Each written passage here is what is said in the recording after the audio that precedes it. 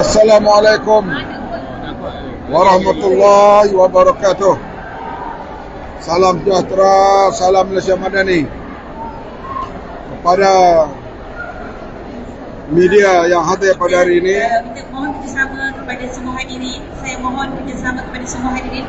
Kita akan adakan sesi sidang media di hadapan. Jadi saya mohon kerjasama untuk perlahankan suara anda. Kurangkan bunyi sebab kita ada sesi sidang media di kawasan depan pentas bersama YBN. saya penuh Tetamu-tetamu lain saya jemput untuk ke jualan pelatih di luar, ataupun boleh juga terus ke minum petang. Dipersilakan. 2 hari berturut-turut saya rasa amat gembira. Kemarin Hari Nenas Malaysia, di mana kita melihat penglibatan anak-anak muda kita dalam tanaman nenas dan bagaimana perusahaan nenas ini meningkat begitu hebat sekali dan sudah melebihi keperluan domestik dan dimulai ekspor secara besar-besaran. Yang saya sebut tadi sudah melebihi 1 bilion hasil nenas ini, dan ianya sedang berkembang dengan pesat, terutama di Johor dan Sarawak dan beberapa negeri yang lain. Hari ini kita lihat semangat anak-anak muda, semangat anak-anak kita dalam bidang TVET. Tidak seperti zaman kami dahululah, bila masuk TVET ini dianggap kumpulan yang kelasnya rendah. Sebab menjana pendapatan pada masa hadapan, dia bergantung kepada penglibatan secara profesional, bukan semata-mata pencapaian akademik yang tinggi. Yang itu perlu, tapi dalam profesional ini amatlah boleh menjana pendapatan yang tinggi. Dan bukan itu saja, bukan pendapatan sahaja, tapi yang penting ialah keterjaminan makanan. Kita tahu kita mengimport bahan makanan lebih daripada 80 bilion setahun. Tak dapat kita kurangkan lagi kerana penyediaan makanan di Malaysia ini belum lagi mencukupi. Dan sekarang untuk menggalakkan penyediaan makanan, buah-buahan sebagainya, kerajaan berkempen semula untuk makan buah-buahan tempatan. Bukan tak boleh makan yang import itu. Maka digalakkan supaya setiap majlis disediakan makanan tempatan, buah-buahan tempatan. Maka ia akan menggalakkan lagi usahawan kita untuk mengeluarkan bahan makanan, dan ia akan berada di pasaran.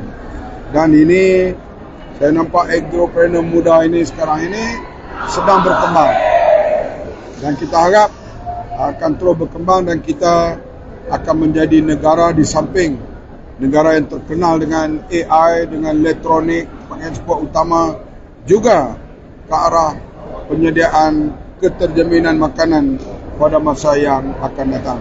Saya tengok semangat pelajar-pelajar pada hari ini amat mengagumkan saya. Artinya mereka tidak bersorak begitu kalau mereka tak ada semangat. Dan semangat ini akan diterjemahkan bila mereka tamat pengajian, sama ada nak buka usahawan sendiri atau bekerja dengan mana-mana syarikat atau mana-mana komunitas. Itulah daripada saya. Kalau nak apa tambahan daripada pengetahuan kita? Apa lagi yang berpotensi untuk 1 bilion? Kelapa sekarang ni, terutama kelapa muda. Jangan bimbang soal kelapa tua. Kelapa tua sekarang kita giat tanam terutama di Sabah.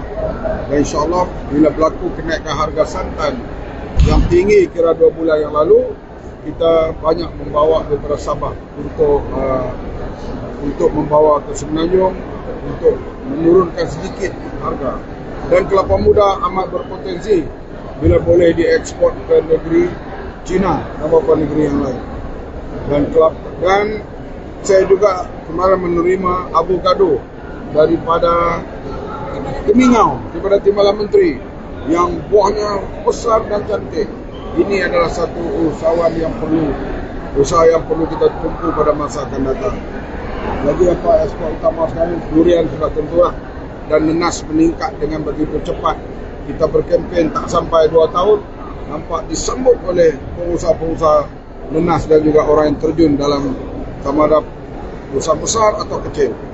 Nampak dia menambahkan pendapatan dan juga ekspor Malaysia. Lain? Sebenarnya mengenai kebolehpasaran TVET, macam Datuk Syah kata tadi, masih lagi ada meningkat dari segi 5 tahun ke belakang. Kebolehpasaran TVET minta jawab. Okay. Jadi nak tanya sikit, dia masih lagi di bawah purata nasional. Jadi peningkatan kalau kita tengok daripada tahun sebelum ni hanya 3% saja. Jadi apa lagi, mungkin kadar peratusan sampai mana boleh capai lebih daripada purata nasional yang dibincangkan? Okey, kadar kebolehpasaran tu memang sekarang ni bawah purata nasional. Tapi kami sentiasa bekerjasama dengan industri juga untuk pastikan apa yang kita supply supaya kita nak pelajar TVET yang kita lahirkan ni, dia dalam bidang. Dia bukan kerja sekarang ni banyak gig ekonomi semua, tapi kita nak dalam bidang. Dan so far yang based on data yang baru ni pun, dalam bidang tu ramai. So maknanya kita tak tengok sangat on kebolehpasaran lain, tapi kita nak apa yang kita hasilkan tu kita supply kepada industri dalam bidang sektor pertanian. Macam poultry 100%. Ya. Graduate poultry habis mau di-exploit. Jadi ada ke inisiatif lain untuk membantu meningkatkan kadar kebolehpasaran TVET ataupun nak tingkatkan lagi lah anak muda dalam bidang TVET ni macam mana? Okey. Selain daripada tu, ikutkan dalam tahun ni juga kami sedang bekerjasama dengan industri. Maknanya satu pusat latihan tu dia ada dia punya anchor company. So maknanya bila habis dia akan bekerja. Macam yang itu yang kita punya kebolehpasaran 100% tu, Institut Teknologi Unggas, kita bekerjasama dengan QL. So banyak ke situ. So that's why kita boleh dapat 100% untuk kebolehpasaran dalam bidang poultry tu. Setakat ini berapa banyak syarikat yang sedang bekerjasama? Dia nombor tu dia berubah-ubah. Roughly yang kalau kata kita dah sign memorandum kerjasama, understanding 6. Itu dia masa Maha tahun lepas yang kita bekerjasama. So akan nak tanya satu soalan lagi mengenai harga sayur-sayuran. Harga sayur-sayuran. Sebab Cosmo hari ini ada satu laporan mengatakan Cameron Highland punya petani mengalami kerugian disebabkan sayuran ini dia memang berlaku kadang-kadang turun naik bergantung pada cuaca keadaan dan juga kadang kalanya melambatkan sayuran daripada luar. InsyaAllah pihak kerajaan namanya Fama sentiasa melihat dan menangani perkara ini. Dia adalah perkara yang selalunya berlaku bila musim-musim tertentu. Jadi dia tidaklah berterusan. Kementerian akan mengadakan harga kawalan sebab harga kawalan biasanya harga siring tetapi harga kerugian tidak tidak. Kalau Fama akan membantu jikalau harganya itu sampai diletakkan harga minimum. Itu Fama akan mengikut harga yang sesuai untuk dipasarkan. Ini Fama sentiasa membantu. Yang sekarang fenomena cuaca panas, kalau tidak sekali tanaman dan tanaman yang terjejas. Setakat ini tidak banyak terjejas dan banyak kita sayuran sekarang ini diantaranya kalau berlaku kemarau banyak di utara, nampak negeri sebelah selatan yang dapat membantu. Sama sekali Johor memang terkenal dengan pengeluaran sayuran. Jadi dari segi faktor cuaca dah tersedia. Faktor cuaca sentiasa ada dan mutakhir ini memang ianya berlaku dengan begitu. Pertama sekali bila banjir ini kita tahulah pengeluaran sayur di sebelah pantai timur akan menjadi masalah. Ada aduan juga. Aduan poket bukan secara menyeluruh. Poket ada sana sini itu ada. Kecil lah. Dan kita menangani.